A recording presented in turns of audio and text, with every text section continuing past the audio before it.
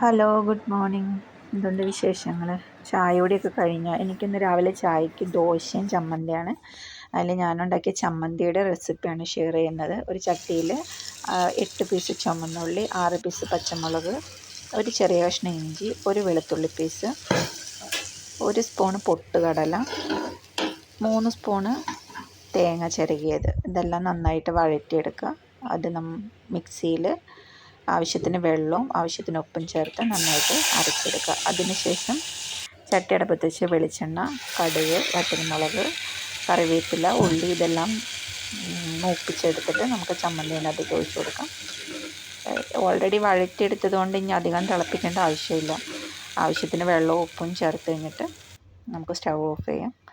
അപ്പോൾ രാവിലെ ഞാൻ ദോശയാണ് ഉണ്ടാക്കുന്നത്. ഇത് റെഡിമെയ്ഡ് ദോശ മാവാണ്, ഞാൻ അരച്ചുണ്ടാക്കിയതൊന്നുമല്ല. അപ്പോൾ 2 ദോശയും ചുട്ടെടുക്കുന്നുണ്ട്.